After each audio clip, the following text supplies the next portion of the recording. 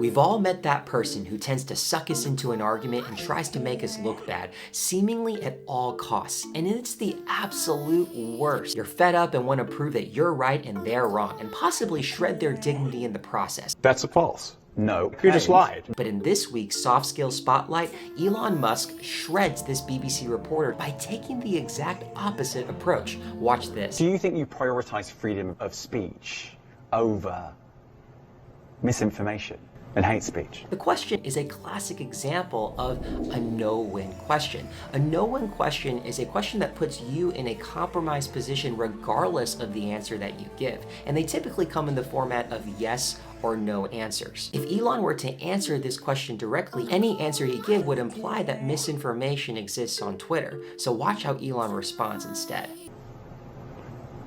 Well, you know, who's to say that something is misinformation?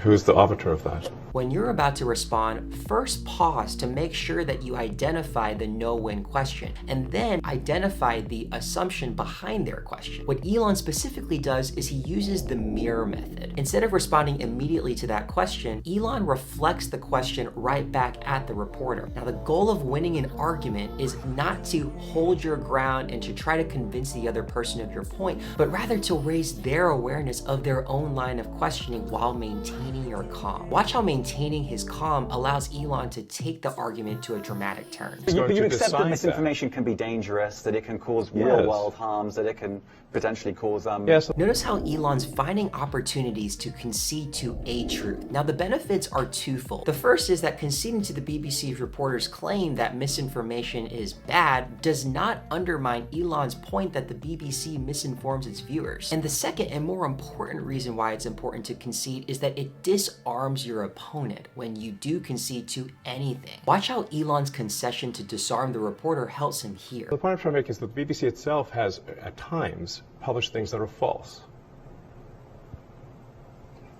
Do you agree that that has occurred?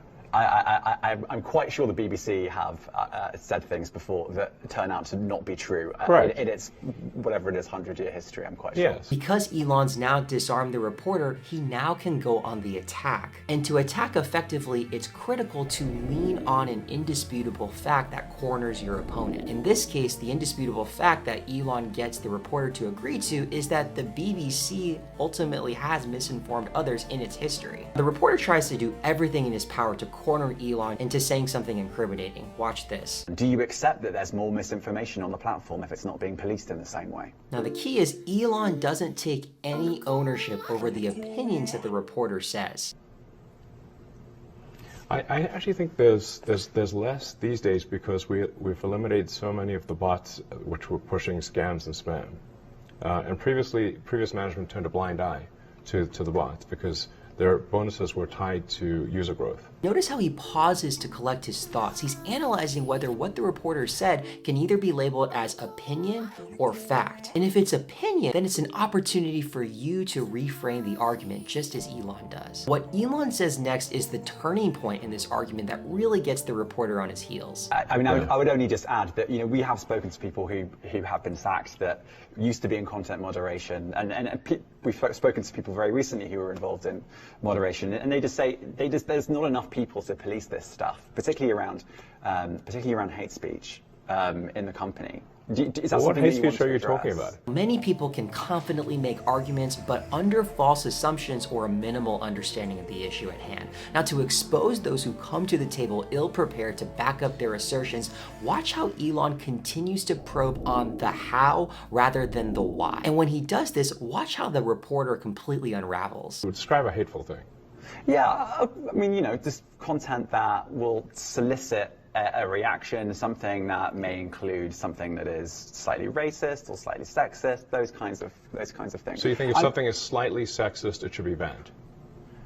No, Is that what you're saying? I'm not saying anything. He's requiring the reporter to play out a specific hate speech that he's referring to rather than why he has this opinion in the first place. What I love is Elon being very clear with his intent behind his questioning. He's purely trying to understand. Well, I'm just curious. I'm trying to understand what you mean by hateful content.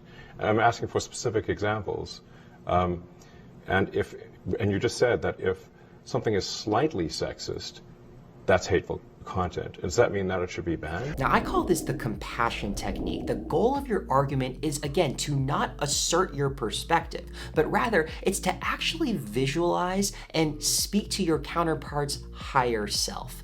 Now, truly, in your mind, believe that they're not out to get you and continue to ask questions that reveal the absurdity of their own claims. When you do this, you're exposing that they're merely insecure about themselves and lashing it out on a target, which is you. When you adopt this mindset and inquire what they mean, they'll typically run away because you now shed light on the absurdity behind their claim. I'm asking for one example. Right. And you can't give a single one. And I'm saying... I say, sir, that you don't know what you're talking about. Really? Yes, because you can't give me a single example of hateful content, not even one tweet. And yet you claimed that the hateful content was high. Well, that's false. No, what I... Slide. As you can see, winning an argument, just as with any persuasive message, requires you to be highly attuned to your audience's body language and verbal expressions. And there's no one I've analyzed more attuned to their audience than Deion Sanders. But there's one verbal cue he uses that particularly makes him the most persuasive speaker I studied to date. Check it out.